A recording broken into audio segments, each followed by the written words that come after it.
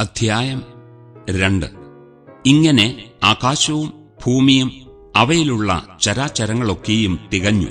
താൻ ചെയ്ത പ്രവൃത്തിയൊക്കെയും ദൈവം തീർത്ത ശേഷം താൻ ചെയ്ത സകല പ്രവൃത്തിയിൽ നിന്നും 7-ാം ദിവസം നിവർത്തനായി.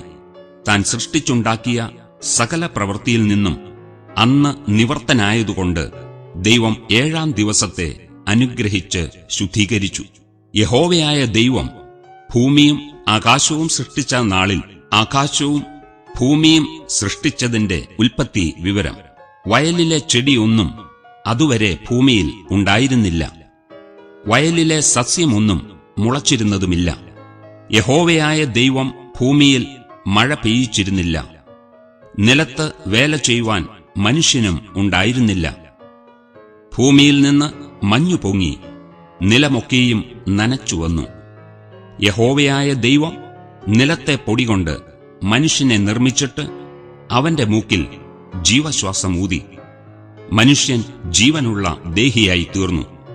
അനന്തരം യഹോവയായ ദൈവം കിഴക്ക് ഏദനിലൊരു തോട്ടമുണ്ടാക്കി താൻ സൃഷ്ടിച്ച മനുഷ്യനെ അവിടെ ആക്കി. കാൺമാൻ ഭംഗിയുള്ളതും തിന്മാൻ നല്ല ഫലമുള്ളതുമായ ഓരോ വൃക്ഷങ്ങളും, തോട്ടത്തിന്റെ നടുവിൽ ജീവവൃക്ഷവും നന്മ തിന്മകളെക്കുറിച്ചുള്ള അറിവിന്റെ വൃക്ഷവും യഹോവയായ ദൈവം നിലത്തുനിന്ന് മുളപ്പിച്ചു.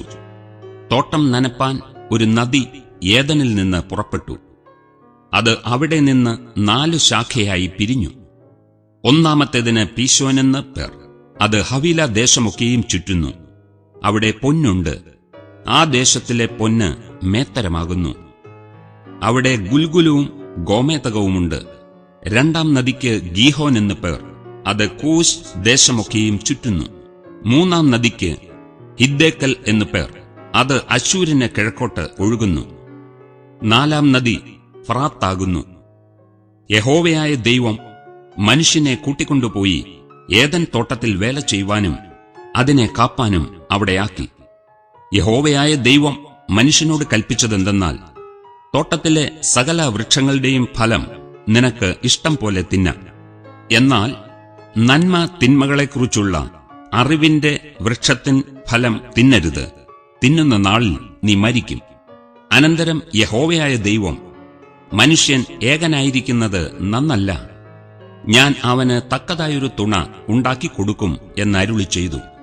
യഹോവയായ ദൈവം ഭൂമിയിലെ സകല മൃഗങ്ങളെയും ആകാശത്തിലെ എല്ലാ പറവകളെയും നിലത്തുനിന്ന് നിർമ്മിച്ചിട്ട് മനുഷ്യൻ അവയ്ക്ക് എന്തു പേരിടുമെന്ന് കാൺമാൻ അവന്റെ മുമ്പിൽ വരുത്തി. സകല ജീവജന്തുക്കൾക്കും മനുഷ്യനിട്ടത് അവയ്ക്ക് പേരായി. മനുഷ്യൻ എല്ലാ കന്നുകാലികൾക്കും ആകാശത്തിലെ പറവകൾക്കും എല്ലാ കാട്ടുമൃഗങ്ങൾക്കും പേരിട്ടു. എങ്കിലും മനുഷ്യന് തക്കതായൊരു തുണ കണ്ടുകിട്ടിയില്ല. ആകയാൽ യഹോവയായ ദൈവം മനുഷ്യന് ഒരു ഗാഠനിദ്ര വരുത്തി. അവൻ ഉറങ്ങിയപ്പോൾ അവന്റെ വാരിയെല്ലുകളിൽ ഒന്നെടുത്ത് അതിനു പകരം മാംസം പിടിപ്പിച്ചു. യഹോവയായ ദൈവം മനുഷ്യനിൽ നിന്ന് എടുത്ത വാരിയെല്ലിനെ ഒരു സ്ത്രീയാക്കി അവളെ മനുഷ്യന്റെ അടുക്കൽ കൊണ്ടുവന്നു.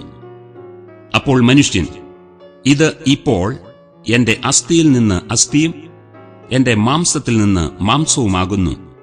ഇവളെ നരനിൽ നിന്ന് എടുത്തിരിക്കയാൽ ഇവൾക്ക് നാരി എന്ന് പേരാകും എന്നു പറഞ്ഞു. അതുകൊണ്ട് പുരുഷൻ അപ്പനെയും അമ്മയെയും വിട്ടുപിരിഞ്ഞ് ഭാര്യയോട് പറ്റിച്ചേരും, അവർ ഏകദേഹമായിത്തീരും. മനുഷ്യനും ഭാര്യയും ഇരുവരും നഗ്നരായിരുന്നു, അവർക്ക് നാണം തോന്നിയില്ല താനും.